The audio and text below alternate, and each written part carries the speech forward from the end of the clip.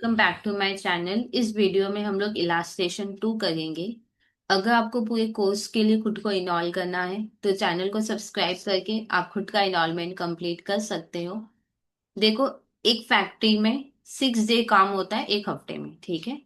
एक हफ्ते में 6 डे काम होता है, ये लिखा है। तो इसको हम लोग लिख लिख के समझते हैं। एक हफ्ते में 6 डेज काम होता है, ठीक है। फिर आगे देखो क्या लिखा हुआ है। 8 आवर इस डे, एक दिन में 8 घंटा काम होता है। अच्छा, एक दिन में 8 घंटा काम होता है, ठीक है। अच्छा, एक दिन में 8 घंटा काम होता है तो 6 दिन में कितना घंटा काम होता होगा? 8 × 6, दैट इज 48 आवर काम होता है। 6 दिन मतलब क्या? एक हफ्ता। मतलब एक हफ्ते में 48 आवर काम होता है, ठीक है। एक बार हम लोग चेक करते हैं ये सम एक हफ्ते का है या एक महीने का है। यहाँ पे देखो लिखा है डूइंग अ वीक, मतलब ये एक हफ्ते का सम है, ठीक है। तो मेरे पास एक हफ्ते का ही आवर आया है। हम लोग वर्कर को पे करते हैं 100 per day basic. Basic wages हम लोग उसको कितना देते हैं? 100 पर डे। वर्कर को हम लोग बेसिक वेजेस देते हैं 100 पर डे। और क्या लिखा है यहाँ पे? वर्कर को हम लोग डीए मतलब डीएनएस अलाउंस देते हैं 120% ऑफ बेसिक।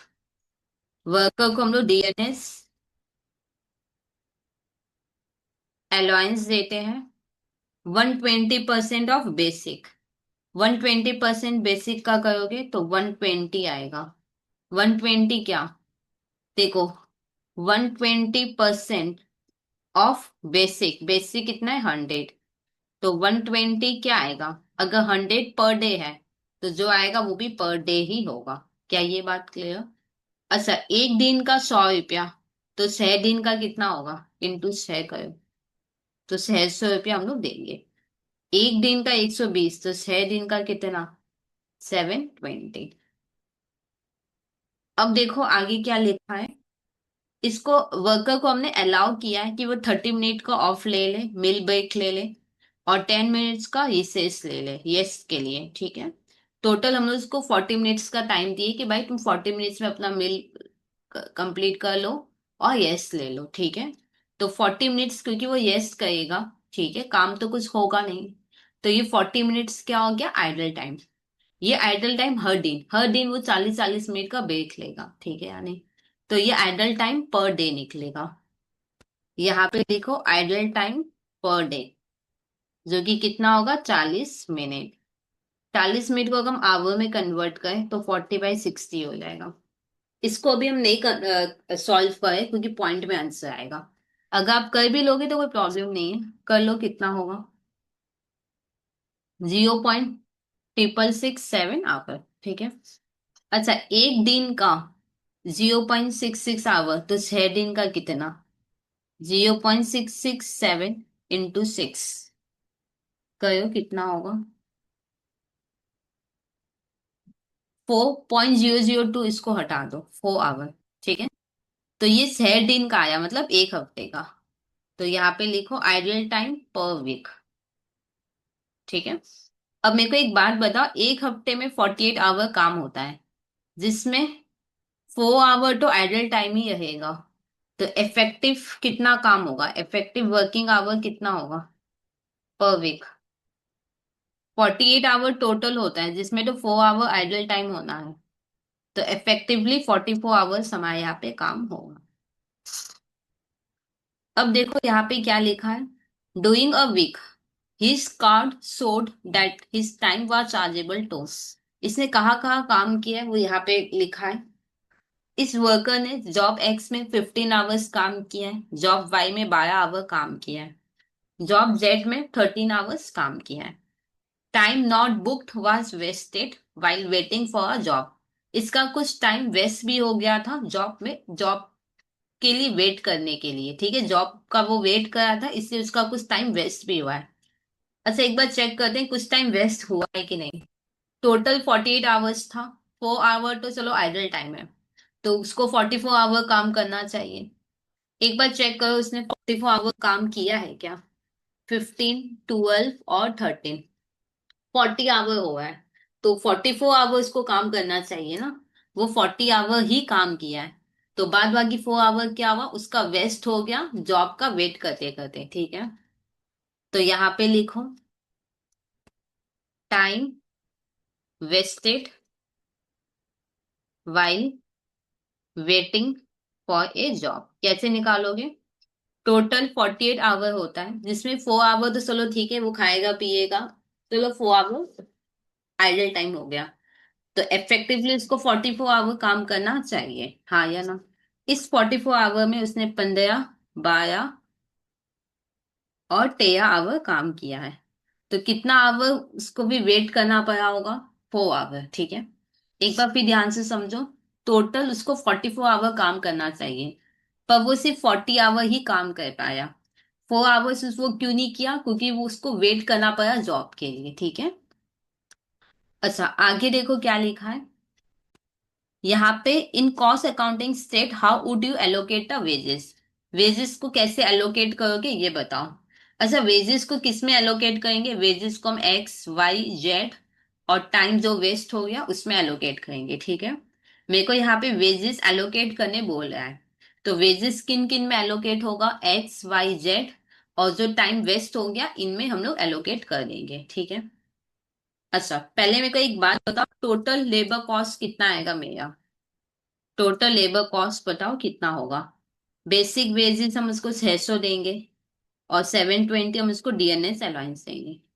टोटल मेरा लेबर कॉस्ट आ रहा है 1320। इसको मेरे को एलोकेट करना है। ठीक है, तो यहाँ पे अब हम लोग हेडिंग देंगे allocation of wages of the worker.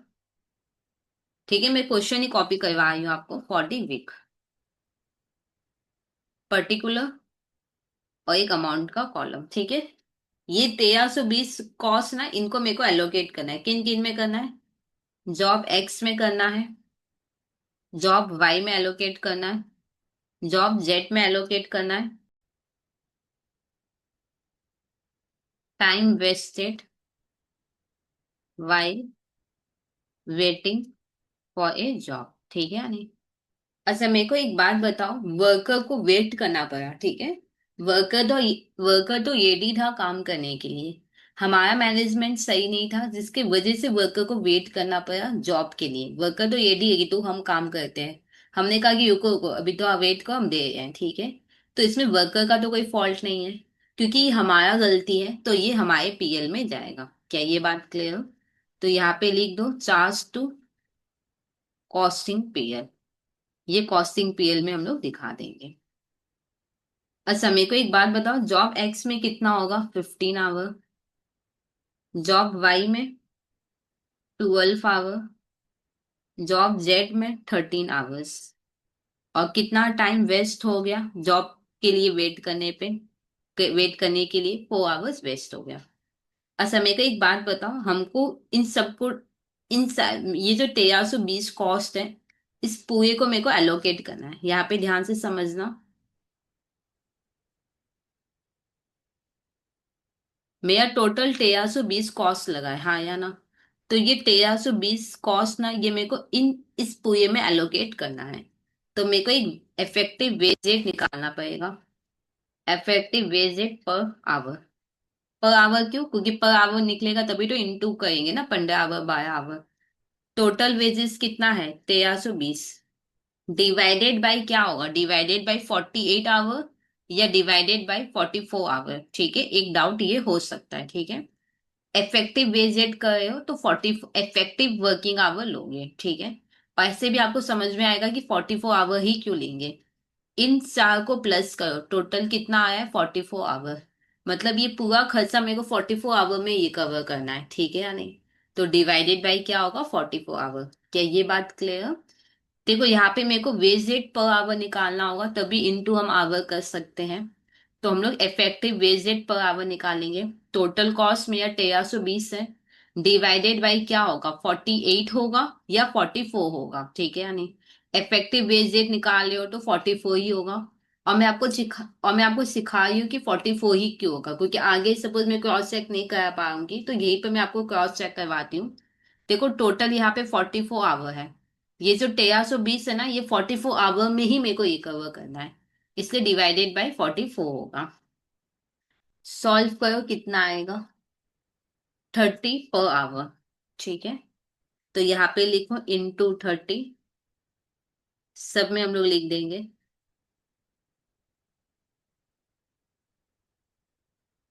तो यहाँ पे आएगा 450, यहाँ पे आएगा 360, और यहाँ पे आएगा 390, और यहाँ पे आएगा 120। एक बार चेक कर लो मिला के 1320 हो रहा है कि नहीं। ठीक है, तो ये सम फाइनली हुआ कंप्लीट। कोई डाउट है जाए कमेंट सेक्शन में लिख देना। और अगर अभी तक खुद को इनॉल नहीं किया तो चैनल को सब्सक्राइब करके आप खुद का इनॉलमेंट कंप्लीट कर सकते हो।